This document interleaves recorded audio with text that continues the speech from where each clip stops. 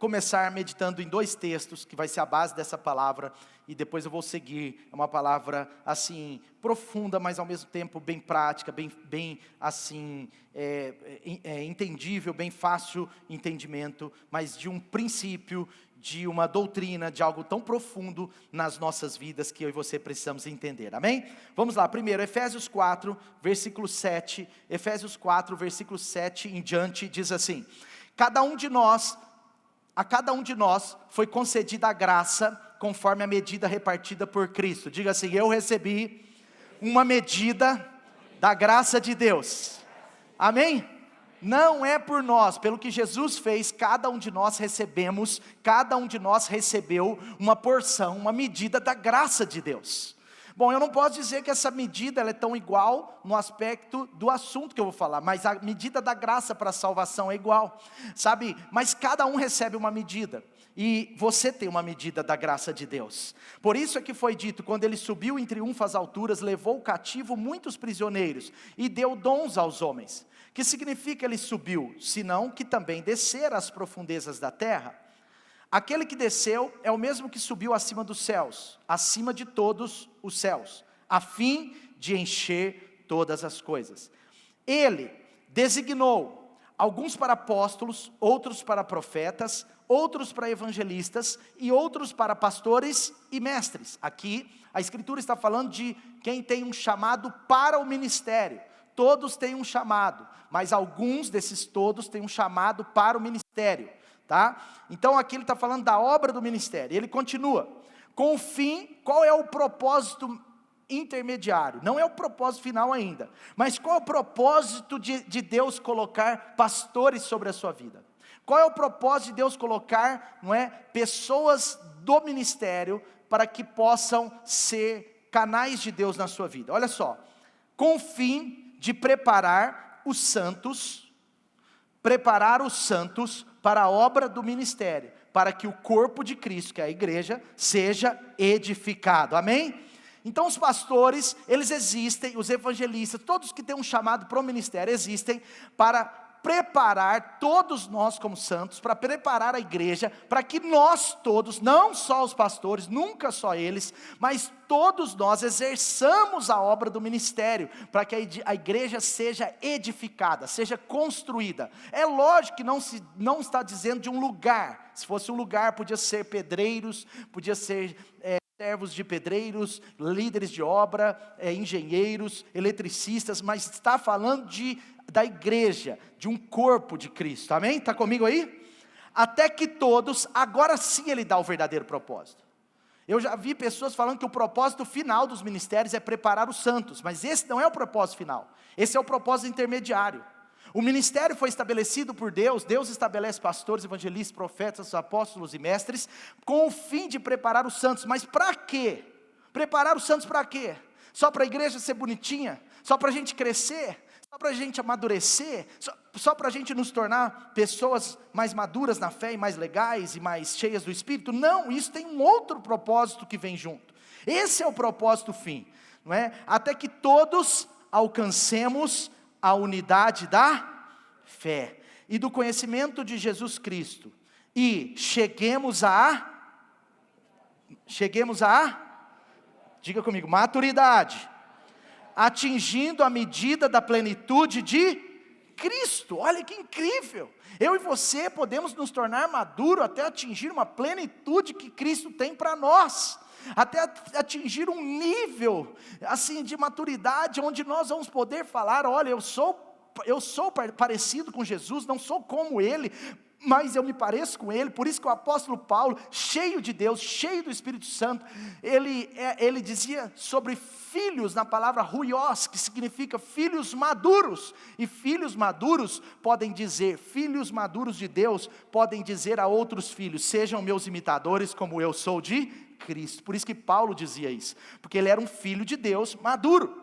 Então aqui está dizendo o propósito disso. O propósito então é que não sejamos mais como crianças, não sejamos mais filhinhos, mas sejamos agora adultos, pais, jovens, levados de um lado para o outro pelas ondas, nem jogados para cá e para lá por ventos de doutrina, astúcia e esperteza de homens que induzem ao erro. Antes, seguindo a verdade em amor, cresçamos em tudo naquele que é a cabeça, Cristo. Diga comigo, seguindo a verdade em amor, cresçamos em algumas coisas. Está escrito isso aí? Em tudo. Cresçamos em tudo naquele que é o cabeça, Cristo Jesus. Então, quando alguns querem crescer apenas em um lado da coisa, ele não está obedecendo totalmente isso daqui. Por isso que os ministérios existem, para que nós cresçamos em todas as direções, na doutrina, no ensino, nas orações, no partir do pão, na comunhão, para que nós cresçamos em todas as áreas da nossa vida. Por isso que não adianta eu ter uma família excelente, mas eu ter outras áreas da minha vida que está tudo largada. Por isso que não adianta eu também ter áreas da minha vida bem cuidadas, minha família está um caos. Porque Deus está falando que Ele quer que nós cresçamos em tudo, amém?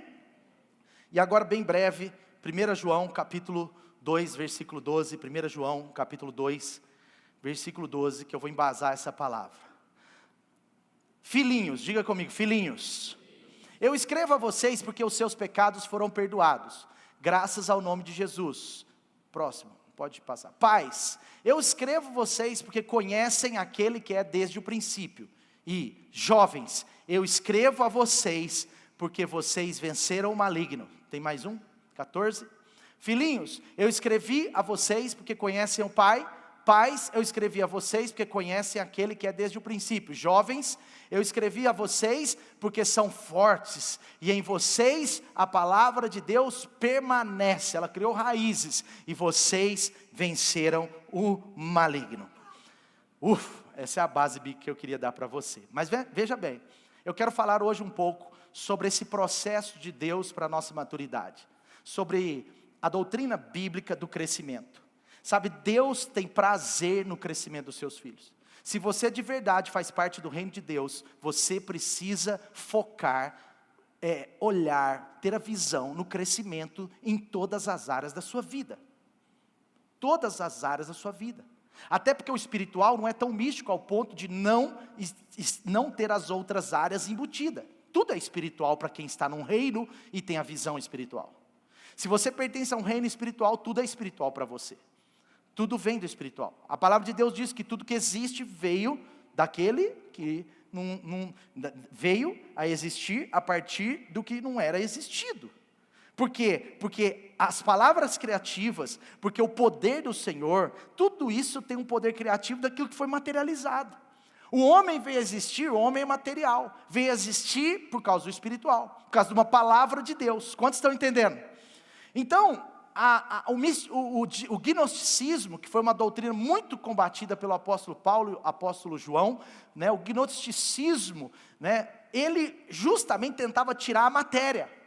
Por exemplo, ele tentava falar que Cristo não veio como homem, que Cristo era Deus. Mas a Bíblia diz que Jesus se encarnou, Ele virou homem, Ele habitou entre nós, Ele se tornou carne. Então Jesus Cristo era 100% homem e 100% Deus. Quando nós anulamos o lado homem de Jesus, fica muito fácil, porque Ele é um Deus enviado, então Ele é Deus, Ele não foi tentado, Ele não foi provado, Ele não passou fome, Ele não chorou, Ele não sentiu tristeza, entende? Nesse aspecto. Mas na verdade, a Bíblia não diz isso, a palavra de Deus é muito clara para nós, e a palavra de Deus diz que Jesus, Ele é o Deus encarnado, e precisava de um Deus encarnado, que sofresse naquela cruz pelo meu e pelo seu pecado. Então o engano gnóstico, né, a teoria gnóstica, ela tenta matar a teologia completa. Ela tenta tirar que tudo é de Deus, que tudo vem de Deus e que tudo nós podemos entregar para Deus. Por isso que lá no Novo Testamento, em Tessalonicenses, Colossenses, o apóstolo Paulo ele fala, olha, que no dia do Senhor vocês entreguem a Deus santos o seu corpo, a alma e o seu espírito. Não é só o espírito que tem que ser santo, mas a nossa alma, as nossas emoções. Por isso que nós precisamos ser curados, por isso que nós precisamos curar as nossas emoções feridas, por isso que nós precisamos curar os sentimentos errados, porque Deus, Ele tem um processo de nos transformar por completo, corpo, alma e espírito, amém? Mas voltando aqui, eu já quero entrar no cerne dessa palavra, como que é uma coisa tão séria para nós pastores ver as pessoas florescendo. Uma das coisas que mais me alegra é olhar para trás, pegar uma pessoa hoje, olhar para os últimos 10 anos da vida dela, ou 5 anos da vida dela, e ver o processo de maturidade na vida desse filho. Uma das coisas que mais alegra um pastor, um profeta, um evangelista, um mestre, alguém que tem um chamado para o ministério, uma das coisas que mais alegra é ver que esse santo foi aperfeiçoado, ele foi preparado para a obra do ministério, e hoje ele é um santo dedicado, ele é um santo consagrado. Ver que a vida dele era uma vida cheia de pecados, e hoje o pecado é um acidente na sua vida. Ver que a família dele era meia boca, hoje é uma família top, restaurada, aleluia. Ver que a vida financeira dele era toda destruída, toda esculhambada, e hoje ele prosperou para a glória de Jesus. E eu não estou falando de riqueza, eu estou falando de uma bênção de Deus sobre as nossas vidas. Quantos estão entendendo? Isso é maravilhoso, nós olharmos para trás na vida de uma pessoa, de um cristão verdadeiro, e ver o processo de Deus, ver esse filho amadurecendo, florescendo, crescendo. Isso é algo maravilhoso. Mas é interessante como funciona o processo de Deus na maturidade das pessoas. Porque um filho pequeno, você corrige, faz tantas coisas, eu já fui, você já foi, você é filho, foi, e um filho pequeno, ele é corrigido, tudo, mas a verdade é que quando os filhos crescem, nós começamos a ter conversas difíceis com eles. Você vê a diferença da maturidade. A forma que meu pai me disciplinava, quando eu tinha 7 anos de idade, era de um jeito, mas quando eu tinha 17, era de outro jeito. As conversas mais difíceis que eu tive sobre a minha vida, sobre o meu futuro, sobre as coisas que eu precisava melhorar, sobre as coisas da minha vida que precisava apontar mais para Deus, as conversas mais difíceis que eu como filho tive com meu pai, não foram aquelas com 7 ou 8 anos, quando eu estava na piscina, quando eu estava dando uma volta de bicicleta, ou quando eu estava comendo na sala sorvete, que bom, sem noção. Mas as conversas mais difíceis com meu pai foram quando eu fiz 17 anos, 18 anos, quando eu tinha 19 anos. Por que eu estou dizendo isso? Porque tem um tempo que chega, um momento, que a maturidade traz necessidade de algumas coisas, de mais profundidade, de conversas mais importantes. Então você vê os pais falando umas coisas engraçadas, eu já vi muitos pais falando isso, mas umas coisas que eu acho engraçadas. Eles falam assim: aproveite a criança, aproveite o bebê, aproveite tudo, porque quando crescer, você não vai conseguir aproveitar nada. Já viu esse tipo de coisa? Daqui a pouco vão começar a falar isso para mim e para a Dani. Aproveita agora, porque depois que cresce, já estão falando isso, né? Aproveita. Mas sabe, eu sei que isso é um ditado popular, é um jeito popular de falar, mas na verdade, cada fase do crescimento é uma nova alegria para os pais. Cada fase do seu crescimento é uma nova alegria para o seu líder. Cada fase do seu crescimento é uma nova alegria para mim como seu pastor, pela graça de Deus. Entende? É uma alegria para o pai, é uma alegria para o pai espiritual, assim também na vida do filho. Então não é essa questão, nenhum pai, só porque o filhinho está pequenininho e fica ali no colo e depende muito dele, nenhum pai quer ver o filho assim a vida inteira. Por mais que seja bonitinha ali, a Maria ali, está no colo da Dani, a Dani está em processo de treinamento, né, na fase final. E a Maria está ali no pé da Dani, né? E diz a Dani que o Davi está chutando muito. Eu falei, glória a Deus, quem sabe ele vai ser um jogador de futebol gospel. Chutando, não sei. Aí a Dani, não, mas ele não está chutando assim não, ele está chutando assim. Eu falei, ixi, então vai ser lutador de jiu-jitsu. Vai ter orelha assim, vai ganhar milhões e vai lutar e vai ter uma casa lá para hospedar o Bolsonaro. Não, estou brincando, isso aí é o que estou falando. Mas aí o que eu estava falando mesmo? Vai fazer piada, perde a palavra. Não, lembrei. Eu estava falando sobre o processo de maturidade no início. Então, por mais que o pai queira curtir o filhinho, curtir, né, o filho de meses, o filho de 2 aninhos, o filho de 3 aninhos, o filho de 7 aninhos, por mais que o pai queira curtir, nenhum pai quer apenas a alegria dos filhos iniciantes, da fase inicial dos filhos. O verdadeiro pai que ama, ele quer viver todas as alegrias nas fases determinadas da vida do filho, amém? Então eu me lembro a alegria do meu pai, quando eu falei que eu ia me casar. É lógico, ele já sabia que era com uma mulher, mas eu falei assim, pai, que hoje é assim, né? O pai já se alegra. Não, deixa, isso é outro assunto. Mas sim, então assim, meu pai se alegrou demais, porque era outra fase da minha vida. Meu pai não ficou triste e falou assim: eu vou perder meu filhinho. Não, porque o casamento de um filho para um pai, quando o pai entende o processo de crescimento e desenvolvimento do filho, o casamento de um filho, na verdade o pai pensa duas coisas: eu ganhei uma filha, meu pai falava isso todo dia, eu ganhei uma filha, é ou não é? Amava a Dani. Ele falava assim, eu ganhei uma filha, e outra coisa, ele falava assim, eu enviei um filho. Quantos estão entendendo? Então isso alegra o pai. Portanto, o que eu quero dizer? Deus, Ele tem um processo de crescimento para cada um de nós. Deus tem um processo de crescimento para a sua vida. Você vê que a palavra de Deus está falando: filhinhos, cuidado que vocês estão vencendo o pecado. Mas jovens, vocês já estão com a palavra dentro de vocês, vocês têm energia, vocês têm forças. Pais, vocês já têm discernimento, sabedoria. Você vê como que a Bíblia está dizendo sobre um processo. Filhinhos, pais, jovens, a Bíblia está dizendo sobre um processo de maturidade. Porque espiritualmente Deus não quer que eu e você sejamos apenas filhinhos. Deus não quer que a gente só se converta e viva o resto da nossa vida num plano. Não, Ele quer ver você numa subida, num crescimento. Ele quer que as pessoas que convivem com você vejam o seu progresso. O apóstolo Paulo disse para o seu filho espiritual, o apóstolo evangelista Timóteo, ele disse assim: Timóteo, por favor, mantenha-se como um padrão dos fiéis, firmemente na palavra, para que todos vejam o seu progresso. Agrada a Deus quando as pessoas veem que você cresce. Agrada as pessoas maduras quando elas veem que alguém está crescendo. Portanto, eu queria que você dissesse assim comigo: Senhor Deus, me ajuda a te agradar com o meu crescimento.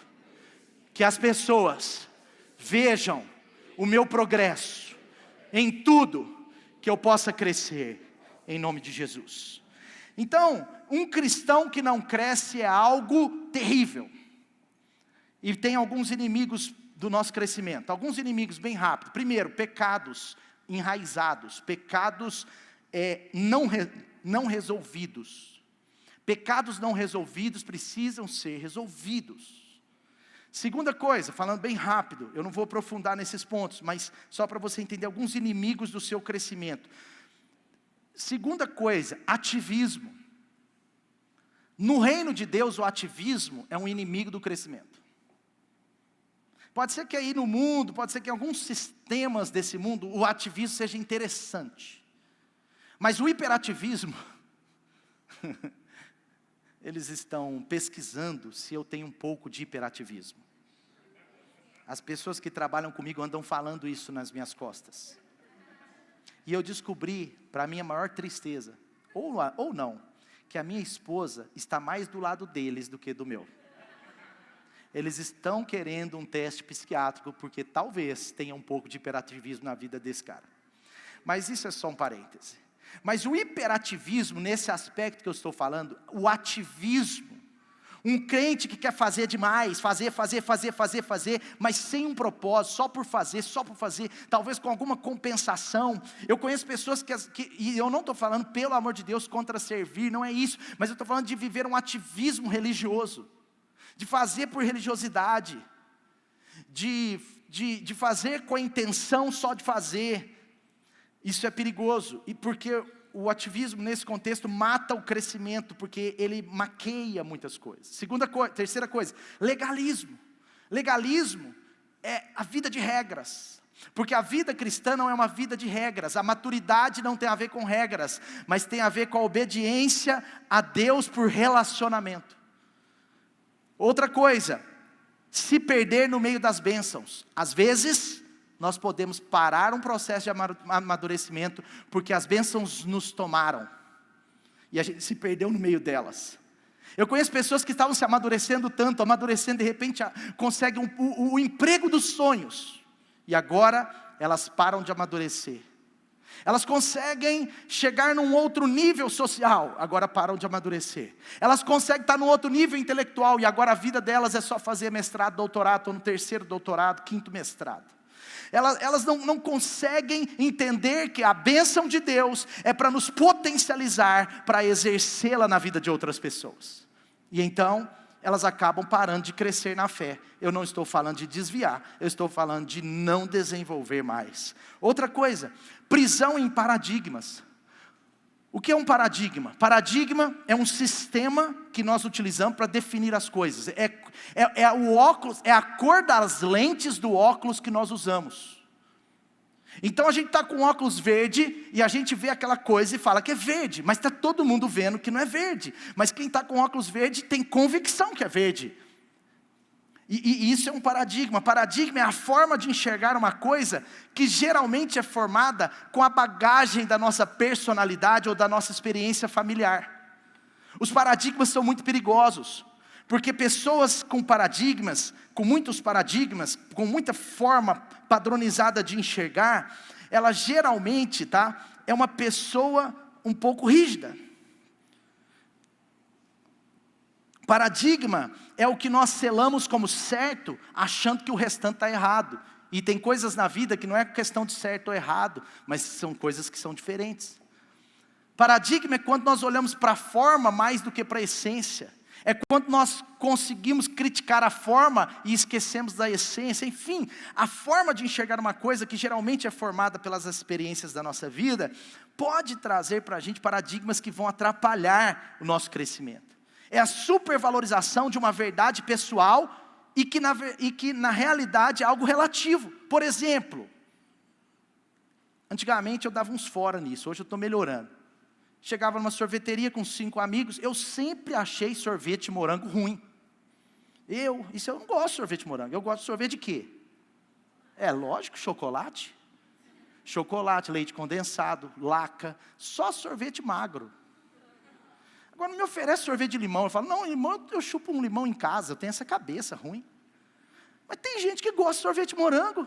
Quer ver aqui mesmo? Quem gosta muito de sorvete de morango aí? De verdade, não tem problema. Aí, se você fosse na sorveteria comigo há 10 anos atrás, eu ia dar um fora com você. Porque eu ia chegar na sorveteria, eu ia falar assim, sorvete de morango é ruim, viu? Morango é péssimo, o bom é o de chocolate, pede. Só que a pessoa que ela mais gosta é o sorvete de morango. Vocês estão entendendo? Então, é uma supervalorização de algo que eu gosto, achando que aquilo é o certo, que aquilo é o melhor. Paradigma é um problema, porque o paradigma, eu selo alguma coisa como melhor, e muitas vezes eu nem conheço algo melhor ainda, para falar que aquilo que eu conheço é o melhor. Não sei se vocês entenderam. São paradigmas. É a cor que nós enxergamos as coisas quando usamos esse óculos colorido. Em outras palavras, paradigma é um padrão de definição das coisas a partir do seu próprio padrão. E isso é um limitador de crescimento.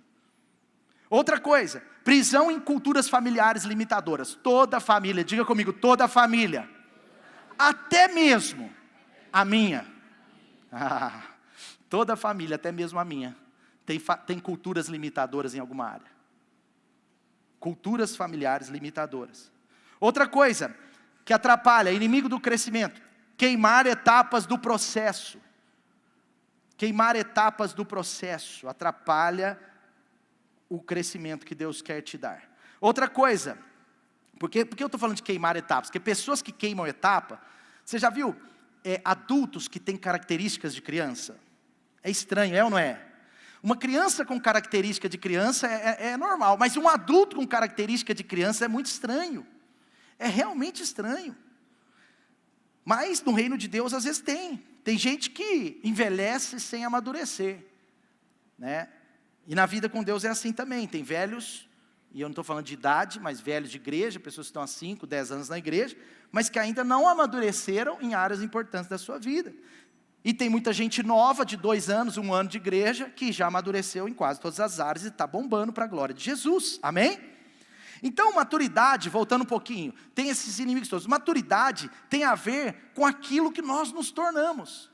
Maturidade não é com aquilo que eu exatamente sou hoje. Maturidade é aquilo que foi um resultado de um processo. Então a maior obra na nossa vida não é o que está acontecendo nesse exato momento. A maior obra da nossa vida é o que vem acontecendo e o que está para acontecer. É maior. A maior obra da nossa vida não é o que está começando, mas é essa árvore que cresce. É quando a árvore cresce que ela frutifica, que ela dá fruto. Uma árvore, uma plantinha pequena não dá sombra para ninguém, mas uma árvore que cresce, ela dá sombra para muitas outras pessoas. Uma plantinha pequena, ela ainda não dá um fruto bom, mas uma plantinha, quando ela se torna uma árvore, ela realmente dá muitos e muitos frutos, amém? Então preste atenção, maturidade tem a ver também com o que você e eu podemos dar aos outros. A maturidade, segundo Deus, ela abre o leque para entregar. Por isso que Deus não quer só filhinhos, Ele está falando de pais, Ele está falando de jovens, Ele está falando, por isso que Deus instituiu pastores, profetas, apóstolos, mestres, porque Deus, Ele quer uma igreja aperfeiçoada, porque uma igreja aperfeiçoada é uma igreja que dá muitos e muitos frutos. Em Romanos 8, quando o apóstolo Paulo diz, aqueles que são guiados pelo Espírito de Deus, são filhos de Deus. A palavra lá é ruios, filhos maduros. Então você vê que um filho que não é maduro, ele geralmente não consegue ser guiado pelo Espírito de Deus ainda. Por isso que o apóstolo Paulo depois ele diz, olha, o filho que não é maduro, que não é ruios, ele é um herdeiro, tudo é dele, mas ele ainda vive como um escravo. Ele precisa de alguém para administrar coisas pequenas na sua vida. Ele precisa de gente, ele precisa de guardiões, porque se alguém não ficar guardando ele, orientando em tudo, dando direção, dando exortação, se alguém não ficar em cima dele, ele se perde. Isso está escrito, o apóstolo Paulo quem disse claramente. Então, os filhos, a maturidade, ela tem a ver com o que nós podemos dar aos outros. Maturidade é crescer e ajudar outras pessoas a crescerem também. Quando você amadurece, você ajuda uma outra pessoa que cresce. Mas também quando você está ajudando outra pessoa que cresce, você amadurece. Eu que criei essa frase. Agora, tipo um jogo de palavras. E se quiserem eu falo em japonês. Estou brincando. Estou querendo aprender uma nova língua, né, meu amor? Fui muito criticado esses dias. Meu inglês, gente, é bem mais ou menos, sabe? Mas o inglês da Dani é bom. E é muito difícil. Eu não tenho vergonha de falar inglês perto de um americano. Mas eu tenho vergonha de falar inglês perto da Dani. Porque o americano não me corrige. Ele fica querendo rir, não ri, né? Mas a Dani, ela me corrige na alta. Não é assim, ó, pá, ela já solta a palavra, aí eu já corrijo com o cara, aí o cara fala, ela está certa, aí eu já fico todo, mas tá bom, a gente vai melhorando, se Deus quiser. 2 Timóteo 2, versículo 1 diz assim, filho, fortifique-se na graça que há em Cristo Jesus, e as coisas que você me ouviu dizer na presença de testemunhas, confie a homens fiéis, que também sejam capazes de ensinar a outros. O apóstolo Paulo está falando, Timóteo, se você quiser exercer o seu ministério, você precisa ensinar a pessoas que também terão disposição de ensinar a outros. Em outras palavras, ele está dizendo, você precisa ensinar certas coisas a homens maduros, porque homens maduros não ficam com o que aprenderam para si mesmos, mas eles vivem o que aprenderam e ensinam a outros. Eles são capazes de transferir unção, de transferir generosidade, de transferir graça, de transferir amor. Eu quero dizer para você, se você quiser amadurecer mais, se você quiser passar para outro nível, não sei o nível que você está, nós temos pessoas de todos os níveis aqui, mas se você quiser passar para outro nível no reino de Deus, você pode entregar aquilo que você está aprendendo a outra pessoa, porque isso é um sinal de um processo ou de uma disposição para amadurecer. Se você recebeu de Deus o ensino sobre generosidade, ajude alguém que ainda não é generoso a ser. Se você recebeu de Deus o ensino sobre cura, ajude outro a ser curado naquilo que precisa. Se você recebeu unção nesse encontro com Deus, essa unção não foi só para você, ela foi para transbordar na sua vida, ela foi para transbordar na sua vida, que é um vaso, e para você entregar a outros. Então essa semana você vai liberar unção na sua célula, muita unção, amém? Não é só para você, não pode ser, amém? Não pode ser. Então quando nós entendemos que a maturidade, ela tem a ver com outras pessoas, é muito importante, é muito bom. Outra coisa, a maturidade tem a ver também com o que nós podemos ser confiados, com aquilo que Deus pode nos confiar, é sobre o que Deus pode te entregar. E a minha pergunta para você é o seguinte, o que Deus pode te entregar? Vou perguntar melhor, o que Deus vai poder te entregar daqui uns dias? O que Deus vai poder te entregar daqui um mês, daqui um ano, daqui 2 anos, se Ele não pode te entregar tudo hoje? Ele pode confiar nas suas mãos, Ele pode confiar nos seus olhos, Ele pode confiar no seu coração, Deus pode confiar em você, Ele pode confiar filhos a você. Deus pode confiar uma esposa a você, jovem que está solteiro aqui, pode ou não? Ele pode confiar um marido a você, moça. Ele pode confiar filhos a você. Ele pode confiar uma empresa para você. Ele pode confiar um cargo de liderança no seu trabalho, que você vai ter a chave dos cofres. Quantos estão entendendo? Ele pode confiar a você os pensamentos, as ideias do seu trabalho, onde você vai ter influência para promover ou quebrar a empresa. Nós temos que pensar. Ele pode confiar a você um cargo público, e você vai ser fiel primeiro a Deus e a sua palavra, e depois aos homens. Porque o setor público talvez seja o setor mais desafiador de obedecer a palavra hoje, por causa do sistema. Mas você está pronto para estar lá? Nós precisamos de juízes no setor público, juízes crentes, cristãos de verdade. Nós precisamos de legisladores lá. Nós precisamos de policiais cristãos, professores muito crentes. Nós precisamos de enfermeiros que, quando chegar no leito e ver que não tem solução, imponham as mãos e orem. Mas nesse hospital não pode, o hospital não tem religião. O hospital não tem religião, mas Deus não é uma religião. Deus está dentro de você. Então pega, impõe as mãos, ore e ele vai ser curado. Mas Deus pode confiar isso em você. Deus pode confiar. Porque maturidade tem a ver com aquilo que Deus pode confiar. Por exemplo, um pai, se o filho ou a filha tem 12, 13 anos, ele não pode confiar o carro. Nem que ele tenha um carro barato, ou ter um carro caro, não faz diferença. Ele não pode confiar o carro, porque não é questão do carro, mas da vida de quem está recebendo.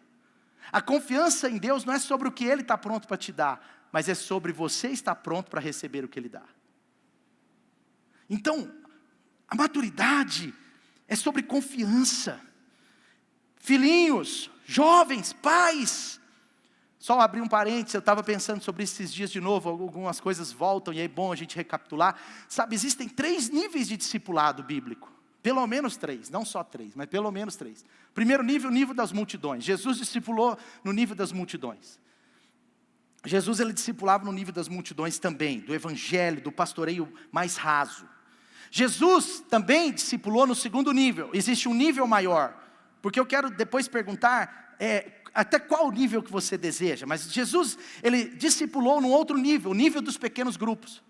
Porque Jesus ministrava as multidões, mas ele tinha os 70, ele tinha o Connection Experience, ele tinha o Connection Express, ele tinha os 70, ele tinha os 12. Quantos estão entendendo? Mas existia um nível de discipulado ainda mais profundo. Jesus tinha os 3. O nível dos pequenos grupos é o nível do pastoreio e do relacionamento, mas o nível pessoal, de uma mentoria, de um relacionamento com alguém, que possa te levar a um outro lugar, a um outro nível, tem a ver com um relacionamento mais profundo, com abrir o coração, com uma profundidade. Existem 3 níveis de discipulado. Agora vamos lá, como amadurecer? A pergunta que não quer calar é essa: como amadurecer? Como que nós vamos amadurecer? A primeira coisa, se você quiser amadurecer, você passar para outro nível, filhinhos, pais, jovens, passar para outro nível, se você quer mesmo amadurecer, a primeira coisa, você e eu precisamos, e se você quiser, guarde isso no seu coração, ou se estiver fácil, anote, mas não pode anotar no WhatsApp, e não pode anotar no Instagram. Tá bom? Agora não, depois pode. Primeira coisa, valorize as disciplinas espirituais. Sabe, queridos, preste atenção. As pessoas não decidem o seu futuro. As pessoas não decidem o futuro delas. Mas as pessoas decidem a voz que vão ouvir, os livros que vão ler, as pessoas que vão se relacionar, a palavra de Deus que vai acolher ou não, os livros que vão ler, as pessoas que vão se relacionar, a voz que vão ouvir, a palavra que vão ler e as pessoas que vão ser inspiradas. E isso tudo vai definir o seu futuro. Quantos entenderam? O que eu quero dizer com isso? Pastor, isso você está falando uma frase coach. Não, isso é bíblico. A Dani já ministrou sobre isso. Você é o que você come. Pastor, agora está começando a biblificar. É bíblico. A palavra de Deus diz que a fé vem pelo ouvir. A fé vem pelo ouvir. Então eu não sou nada além do que eu aprendo a ouvir. O meu futuro será definido pela voz que eu aprender a ouvir, pelo livro que eu ler. pela palavra de Deus que eu acolher. Porque a palavra de Deus é a voz de Deus. Eu ministrei isso domingo.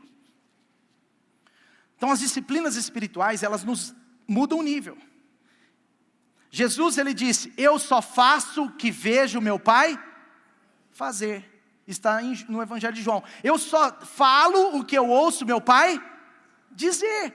Ou seja, o que sai de nós é aquilo que a gente deixa entrar. E a gente descobre isso quando as pessoas são espremidas. Porque aí que é o ponto da maturidade. Se você pegar uma laranja e apertar a laranja, o que vai sair de lá? O que vai sair de dentro da laranja, gente? Suco de laranja, certo ou errado? Se você pegar um limão e apertar o limão, desculpa o barulho, não era bem isso que eu queria fazer. Era um trem assim.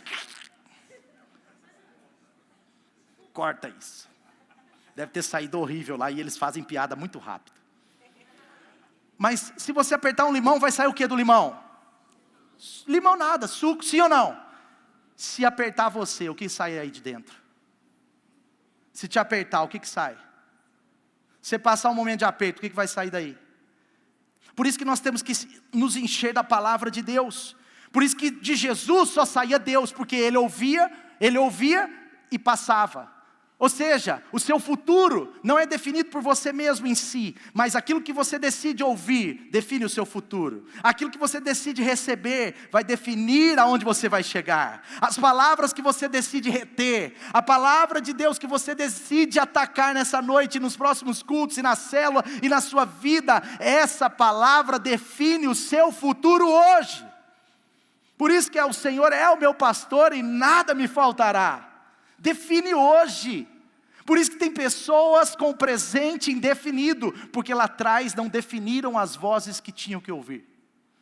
Mas a boa notícia é que mesmo que o seu presente esteja meio bagunçado, se você hoje organizar a voz de Deus no seu coração, nos seus ouvidos, amanhã o seu futuro será diferente. Amém? Sim ou não?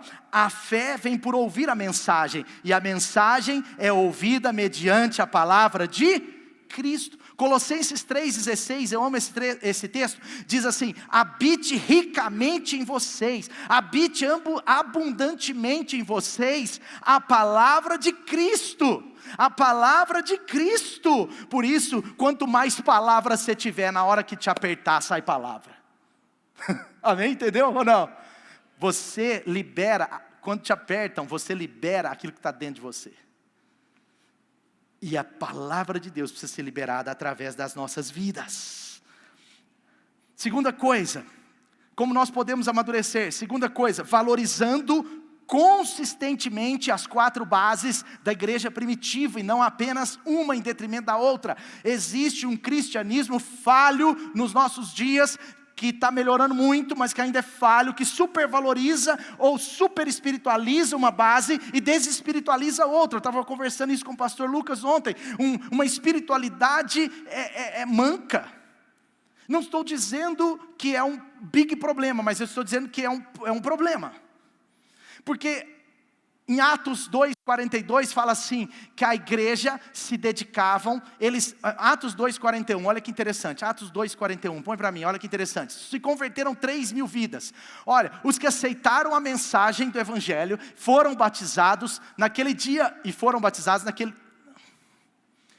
os que aceitaram a mensagem foram batizados, e naquele dia houve um acréscimo de cerca de 3.000 pessoas. Agora olha o que diz no 42, diz assim, e eles se dedicavam ao ensino dos apóstolos, à comunhão, ao partir do pão e às orações.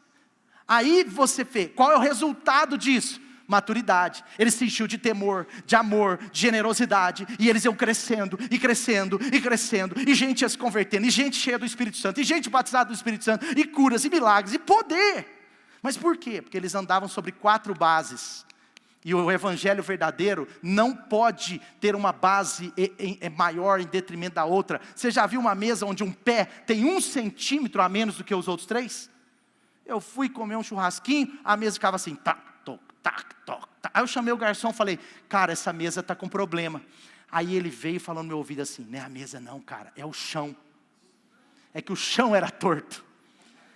Aí ele foi e pôs um papelão assim, a mesa ficou ótima, aí eu comi o churrasco em paz. Sabe por que eu estou dizendo isso?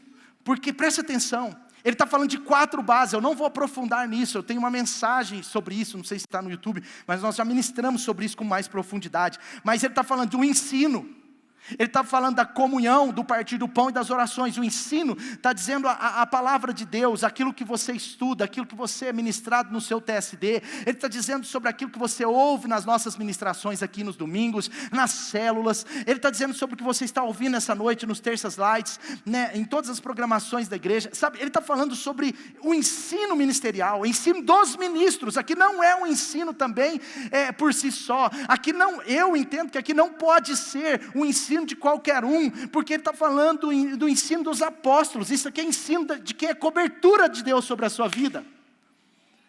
Cuidado. O cara chegou num restaurante e falou assim: você tem prato de feijoada?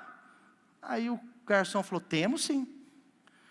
Aí ele falou assim: e tem lasanha? Tem prato de lasanha? Aí o garçom: temos também. Aí ele pegou e falou assim: então eu quero um prato de lasanha com feijoada. Aí o garçom falou: esse nós não temos. Aí ele insistiu com o garçom: eu quero feijoada com lasanha. Aí o garçom: então só um minutinho. Foi lá e falou com o cozinheiro-chefe. Tem um cliente aí, ele quer feijoada. Não, eu faço. Mas ele quer lasanha também. Não, eu faço também. Mas ele quer no mesmo prato, misturado. Aí eu não faço. Porque por mais que lasanha seja bom e feijoada seja bom, quando mistura os dois não tem nada a ver. Entendeu ou não? Nós precisamos aprender isso nos nossos dias. Por causa da multiplicidade de vozes. Ensino. Segunda coisa, ele fala comunhão. Preste atenção nisso. Isso é um ensino muito profundo que eu vou te passar. Preste atenção, e talvez esse seja o grande ponto. Por isso aquela mensagem maravilhosa do pastor Dênio Lara Júnior, você precisa ver no nosso YouTube. Não era para estar lá não, Lucas, está lá, de graça. Estou brincando. Glória a Deus, né? Quem não veio na conferência vai pegar a mensagem lá, ó. Cara, você é demais, cara. Está no YouTube, a mensagem do pastor Dênio Lara. Se você não viu, veja. Mensagem incrível, maravilhosa, que ele ministrou aqui, e ele fala sobre o partir do pão. Então tem muita gente ultra espiritualizando a doutrina e as orações, esquecendo que a comunhão é tão espiritual quanto. Pegou ou não? Por isso que as pessoas chegam aqui na Light, e elas falam assim: aqui eu me senti amado, aqui eu me senti alegre, aqui eu não sei o que, aqui. Mas muitas vezes é por quê? Porque nós tentamos ao máximo fazer com que as 4 pernas da mesa sejam do mesmo tamanho.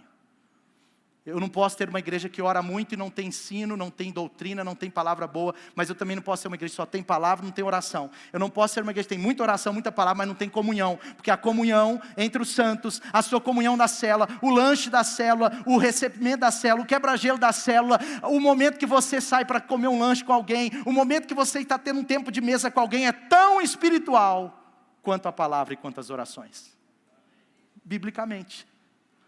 Então, cuida das 4 bases, não foca só em uma. Eu quero crescer espiritualmente, então agora eu só vou orar. Eu vou orar de 8 às 12 horas. Eu vou crescer espiritualmente, eu não oro, mas eu só vou ler a Bíblia. Eu vou ler 4 horas de Bíblia. Aí não sabe relacionar nem com uma pulga, nem com um mosquito. Não sabe relacionar nem com um gato. A coisa mais fácil do mundo é relacionar com um gatinho, gente.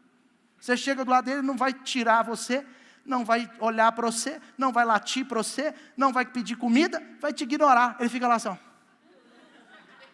Já viu gato? É o bicho mais antipático que tem, velho. Eles são arrogantes, eles chegam do lado, não sei quem tem gato aqui. Então libera perdão para mim, mas segura aí. Gato é um bicho estranho. Ele chega, o cachorro, ele vem no você, ele pula no seu colo, né?